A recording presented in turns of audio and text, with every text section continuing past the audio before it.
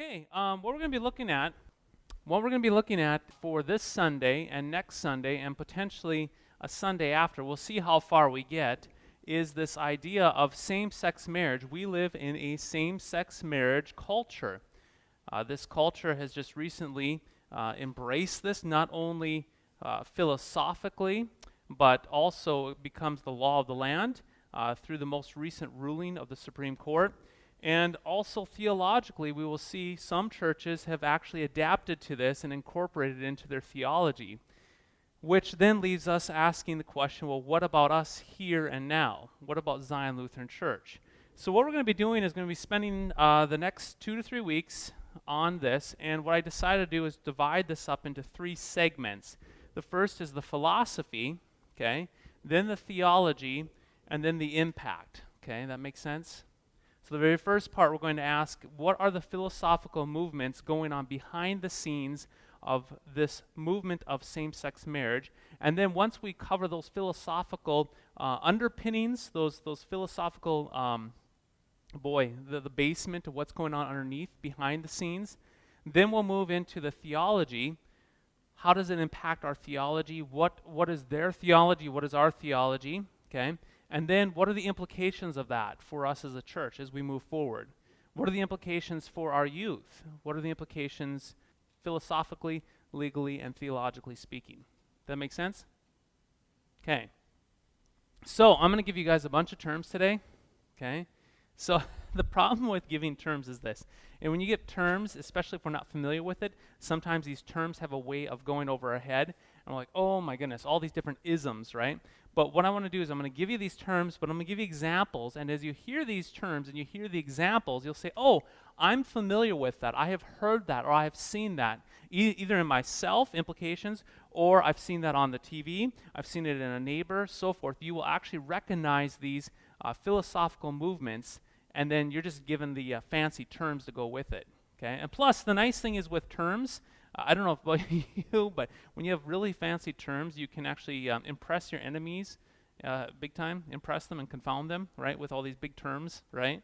So, but that's not the reason why we do it. We have some neat terms here we're going to look through. So what we're going to do is we're going to look at what are the philosophical underpinnings at work in our culture and within the mindsets of same-sex marriage advocates.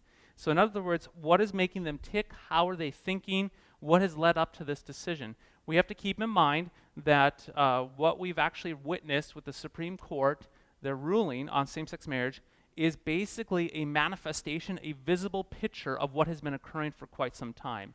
So really what has happened, it's been a wake-up call for us as a church, it has been a wake-up call for our culture, saying what on earth is going on, and we'll see what's going on. The first thing we're going to look at, actually the three things we're going to look at are going to be these 3, okay? Number 1 is nihilism. Can you guys say nihilism?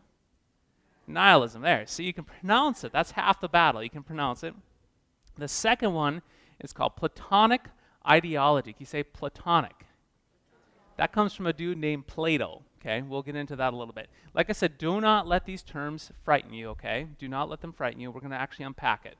The third is something called ethical hedonism. Can you say that? Ethical hedonism, okay?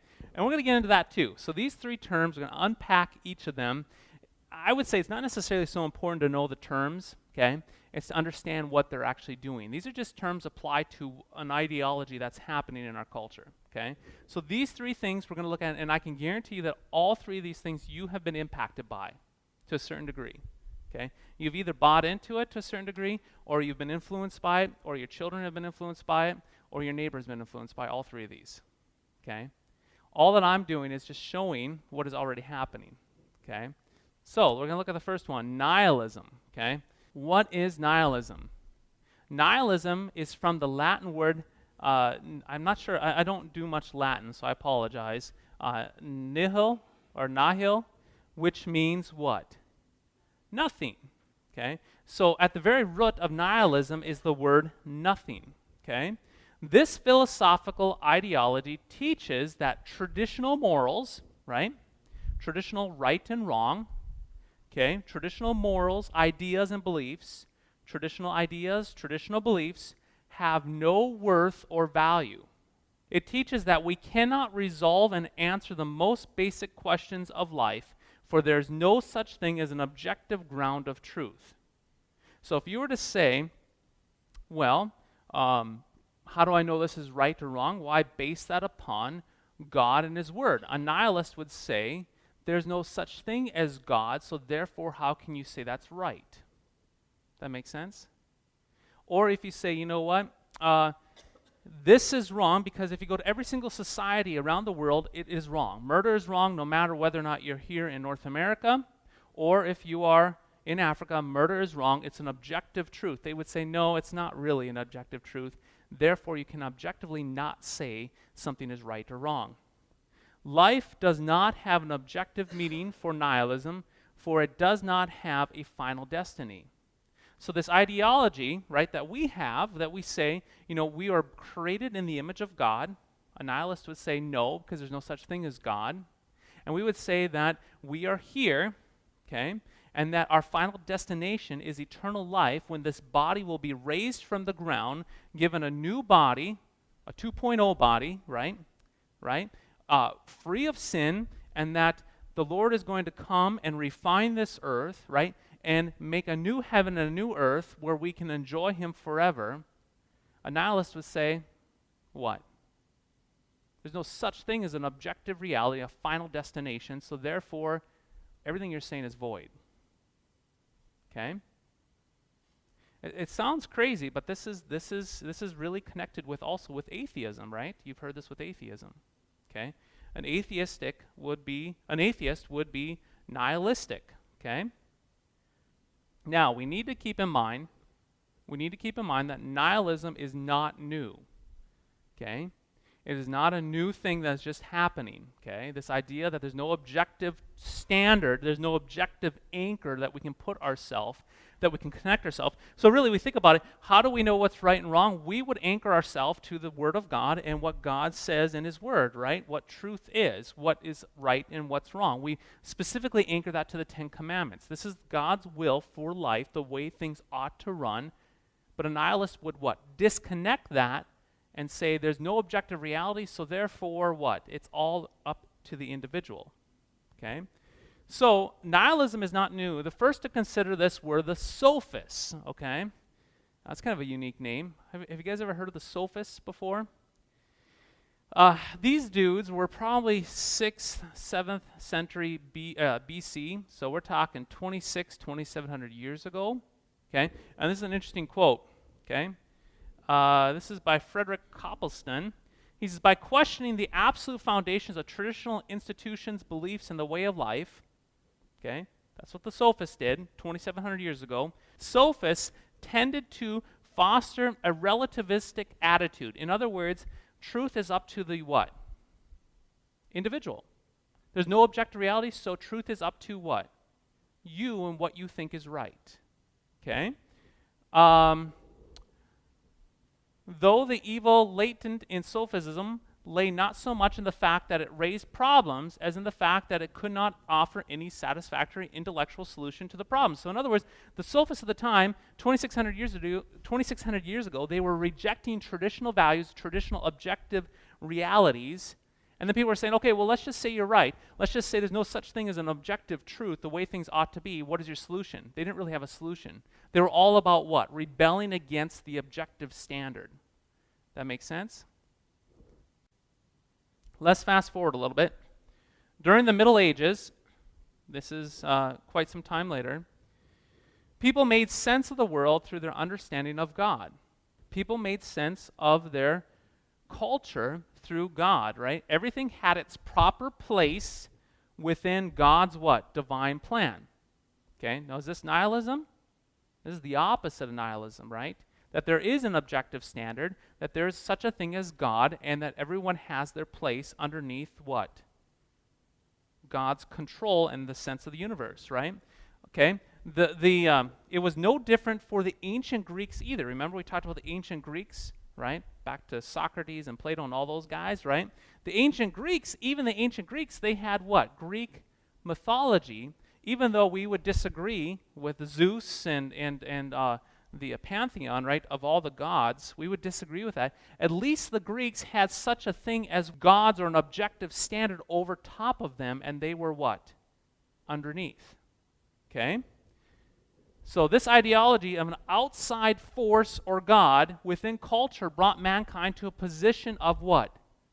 Submission. So if you have an objective force, right, or an objective God, even if it's like Zeus, even though we would disagree with them, even though they had this idea of Zeus and their gods, you couldn't do whatever you wanted because you were in submission to something above you and greater than you. That makes sense? Okay? Rather than seeing mankind as the center of the universe, it was perceived that mankind was simply a piece of a much larger puzzle. That was with the Greeks, and that was with the Middle Age Christians. Okay? That we are not master and commanders of our own universe, rather we are a part of something bigger than ourselves. That makes sense? Mankind would be often acted upon. This ideology of mankind's relationship with a source of meaning outside of himself or herself is precisely what kept this nihilism at bay and away. Okay? We're going to boil this down and make it even a little more simpler for you guys. Okay? Now, before we kind of break this down, I want to share with you, in Western civilization, though, there has been a breakdown of the divine order that was once present in the medieval ages. There has been a diminishing of the sacred. Okay? There's been a diminishing, a stripping away of something above us, right? The sacred.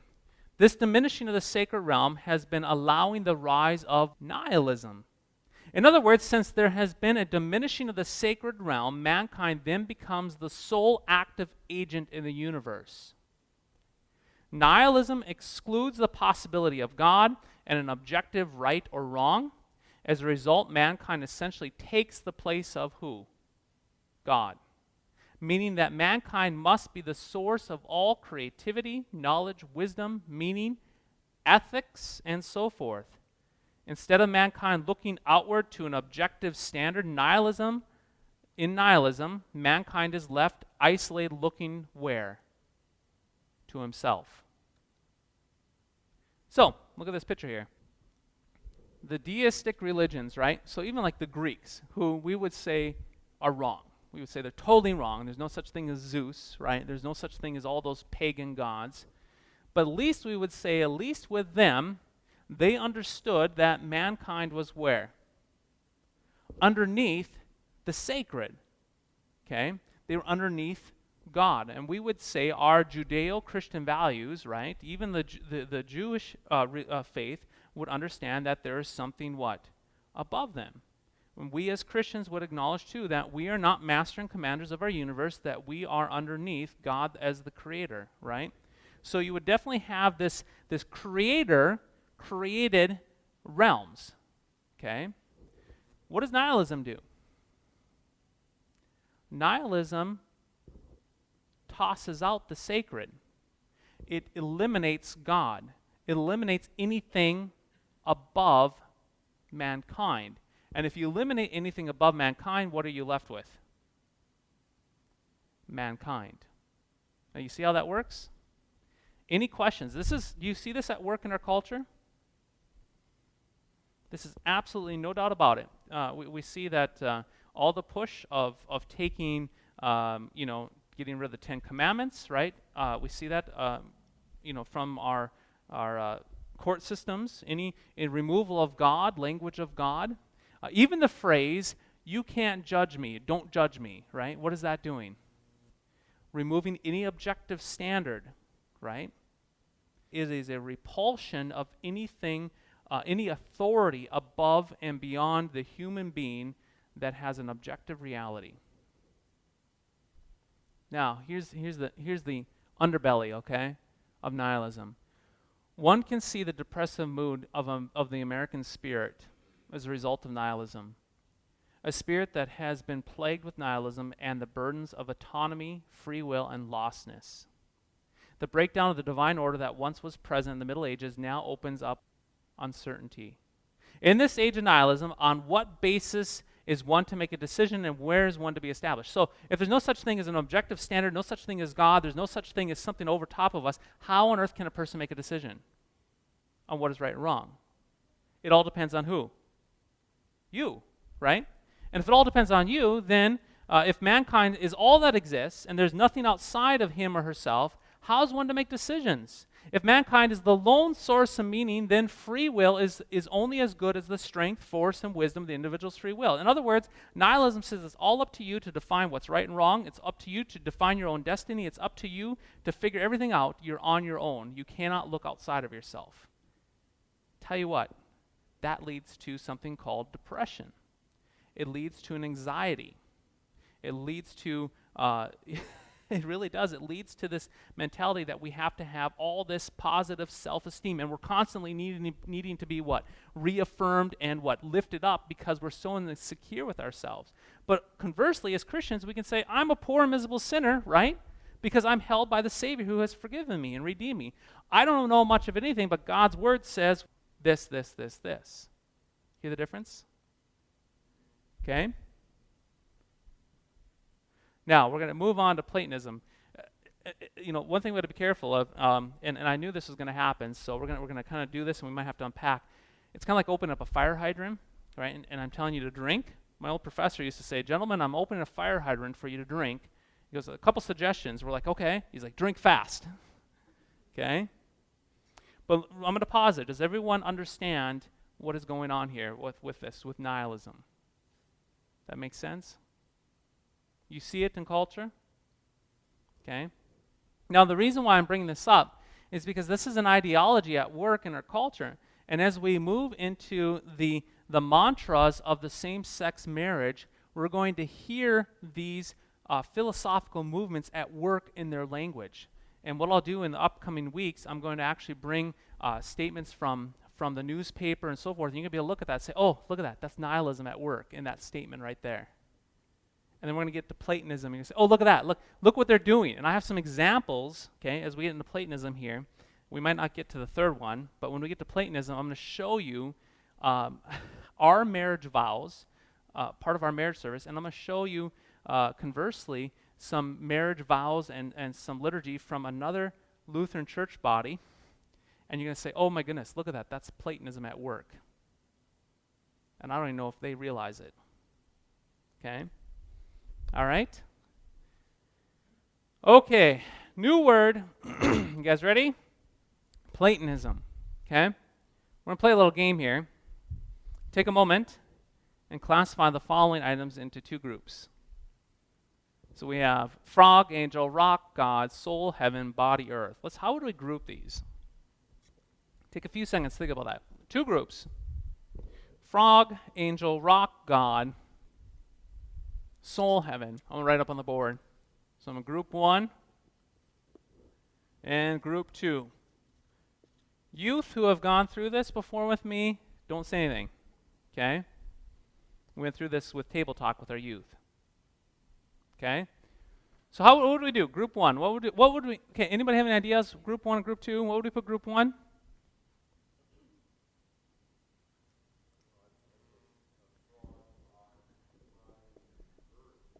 Frog, rock, body, earth. Okay, and then over here, what would I put?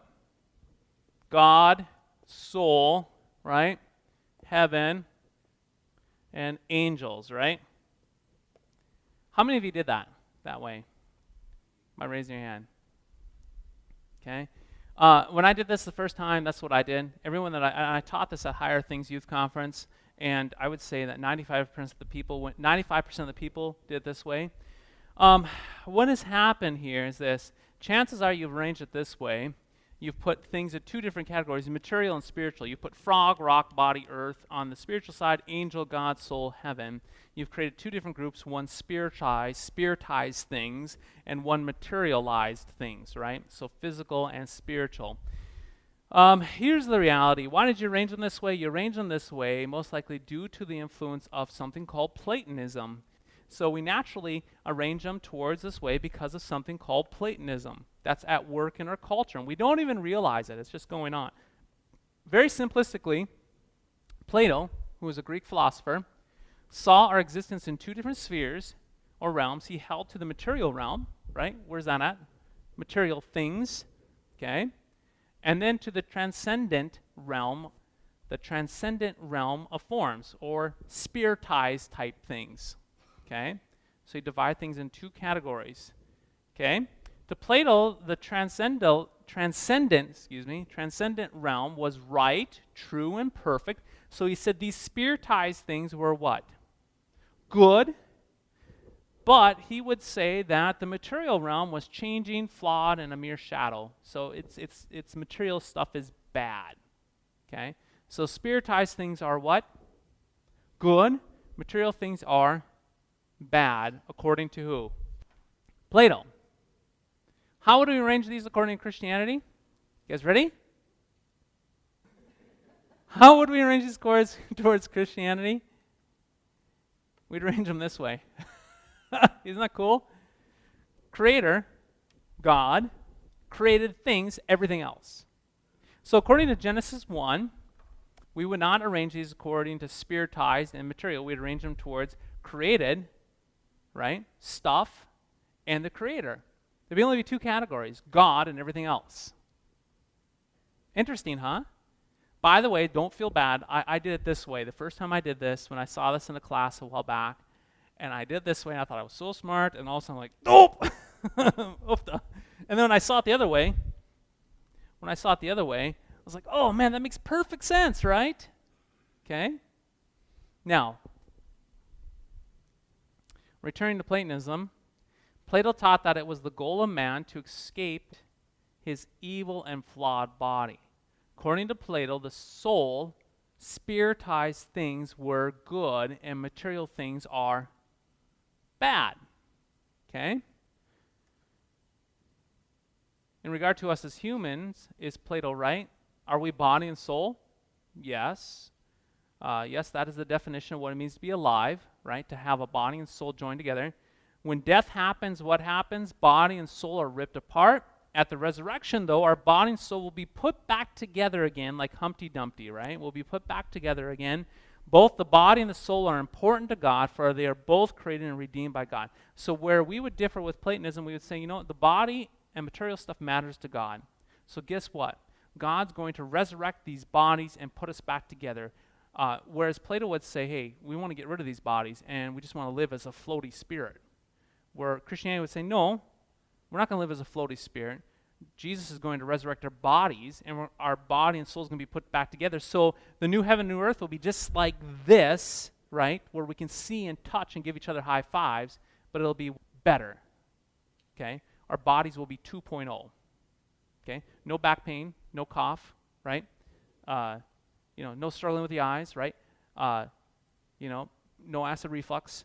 Bodies will be perfect, okay? So we would differ from Plato from that perspective. So here's the problem, though. Okay, now this is my point, what I want to share with you. If the soul is good and the body is bad, which one is supreme? What would you say? The soul, right? Spiritized things are supreme. Which one is authoritative? The soul. Thus, where does one look for answers? The soul. What does this look like in culture? You guys ready? Who's this guy, gal? I don't know what to say. This is Bruce Jenner, Caitlyn Jenner. Depends on how you want to address he or she, right? I'd say Bruce, okay? So this past year, Bruce Jenner did an interview with Diane Sawyer. Did anybody watch that interview with Bruce Jenner with Diane Sawyer? Yeah? How many of you watched it? I watched it on YouTube. I went back and watched it. In the interview, and the average person, I doubt, picked up on this. And as I was watching, I was like, oh my goodness, look at this. In the interview, Bruce said, my brain is much more female than it is male. It's hard for people to understand that, but that's what my soul is.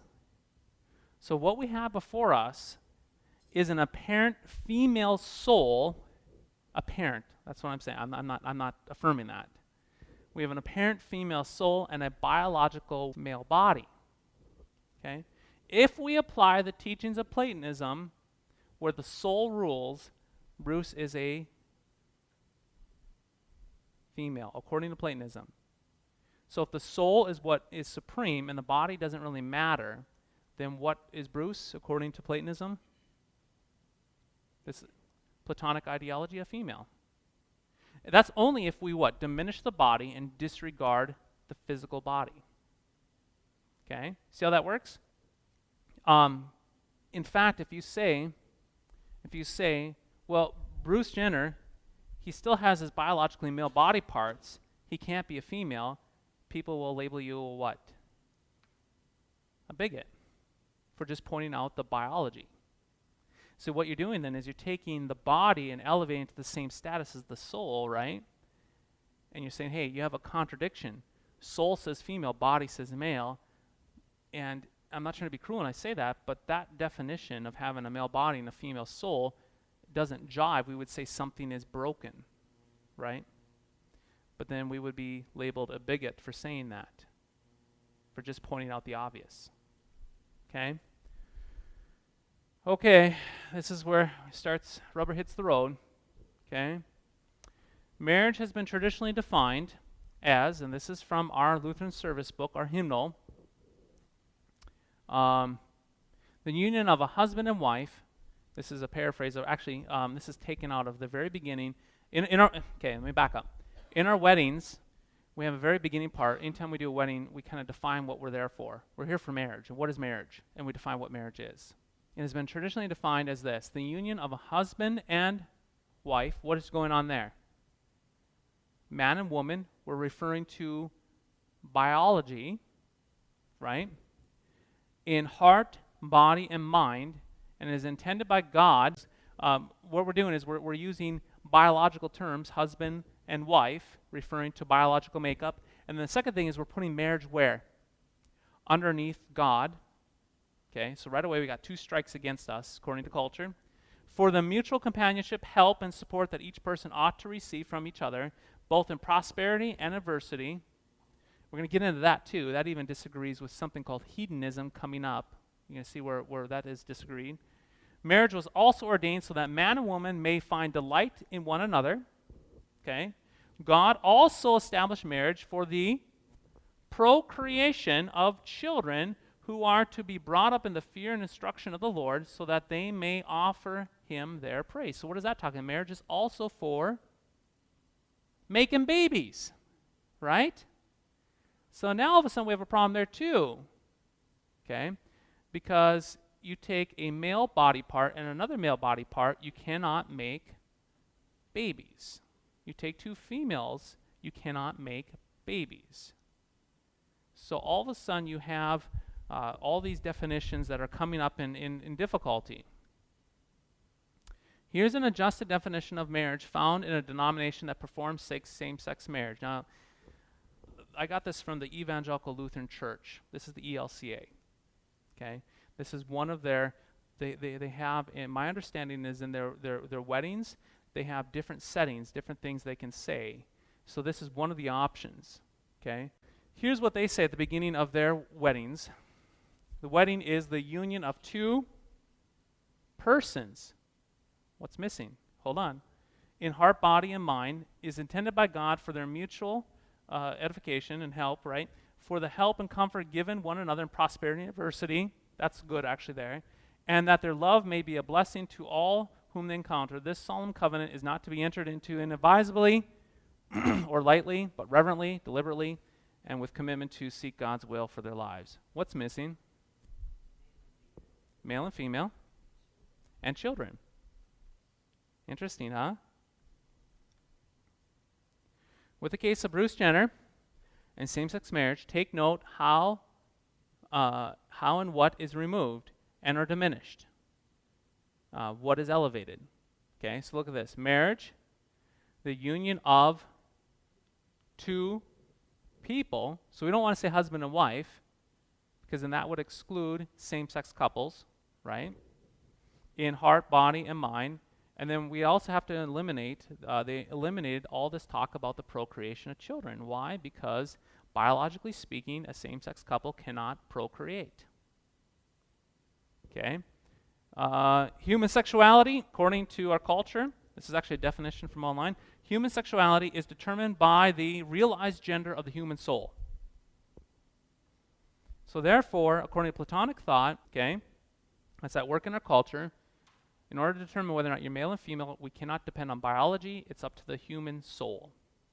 And then according to marriage, okay, in order to accommodate for that, you have to remove all language of husband and wife, and you have to remove this idea that marriage is for the procreation of children.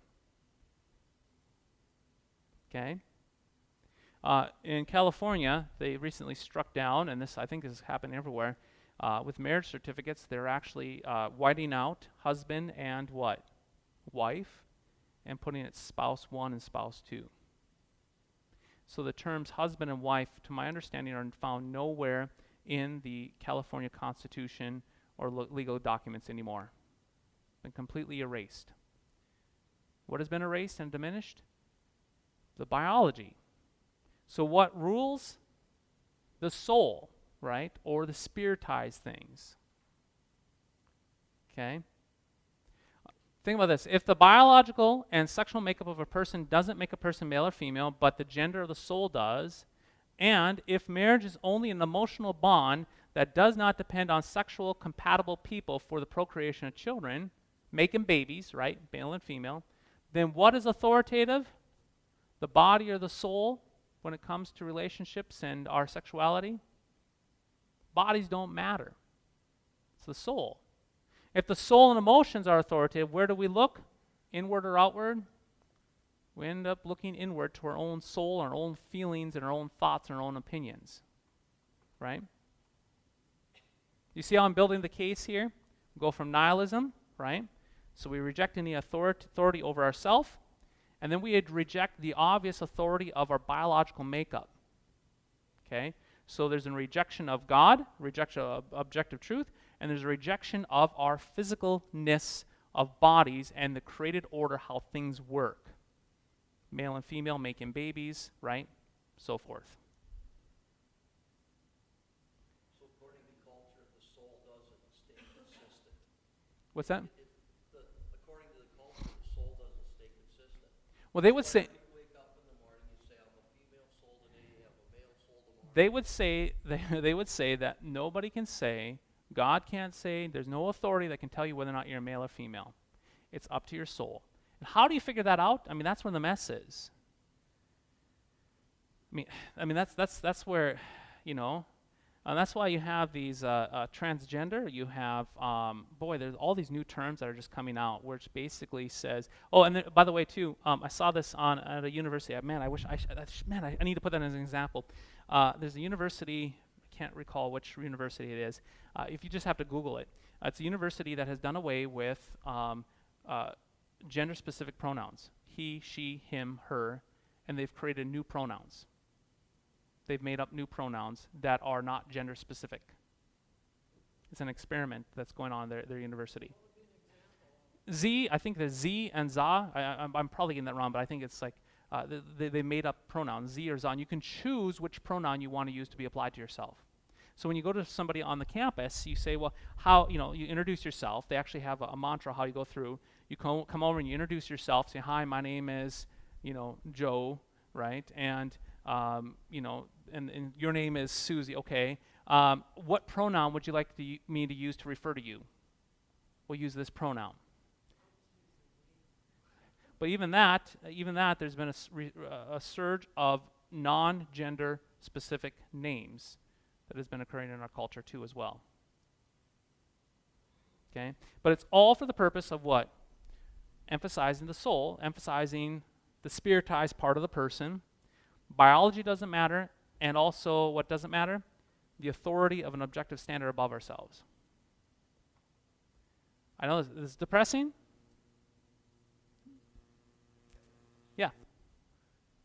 Yeah, no, that's good. The gay and transgender people that are pushing let's just use a bathroom issue. Yeah. The transgender kid can use the boys, if it's a girl or a boy, they can use the other ones. Right. Bathroom, Right. So they're saying that kid shouldn't feel bad and should be able to use whatever bathroom they want. Right. What about the opposite gender that they're going and making every 99% of the other ones uncomfortable? They're doing the same thing. Because what they would say, and I'm not saying they're right, but what they're saying is that they're bigots and they should acknowledge They should acknowledge the person not on the basis of their sexual biological makeup, but they should acknowledge their gender based on what their soul says that they are. And by looking to their biological makeup, they're being bigots. They're not being accepting. Without accepting what They're saying that those people are not accepting what that human soul, that person, that gender, realized gender that they are. They're not embracing and affirming that. And I think the gals are just saying, hey, this guy's got guy parts. We don't want that in a girl locker room. I wouldn't want my girls being exposed to that in a locker room. Okay. Part of me is like, fine, you're a woman, go for it. Just don't bring those male body parts into a female locker room. I'm sorry, but that's right. So, but that's the problem, though. That's when you elevate the soul, right, up here, and you diminish the body, right, then you need to acknowledge and affirm, according to society, what the soul, the realized gender of the soul is. And by us just saying, no, you have male body parts, we get labeled, and you will get labeled, and in this case, they're getting labeled as bigots, non-accepting and non-affirming of the human soul. Why? Who are you to judge? There's no such thing as an objective reality. So do they accept the fact that there's just people that are just going to say, I'm transgender and I want to go do this just because? Do they accept that that is real too? Well, we're going to get into that. We'll get into that. We're not going to have enough time. Now, this all. Let me just. I'm going to have to keep you in suspense till next week. Let me hint at this. There has to be something that ties all this together, right? Because right now we've kind of exploded this so far. So there has to be something that ties it together. I think what we're going to do, we'll see how much time we have. Let me just go real quick here. So nihilism, get rid of God. Man is centered. And then we divide the man into soul and body. We diminish the body. So what is in charge? What is central? The spiritized soul of the person. It's what they say it goes. So now, here's the problem. We get to something called ethical hedonism. And we'll unpack this here next week. Ethical hedonism is basically this. The main goal of life is to what? Seek and obtain as much pleasure and happiness as possible. So it does away with objective standards. It does away with the biology. And then our culture now has replaced it, saying now there must be a purpose of mankind, and that purpose is to be happy.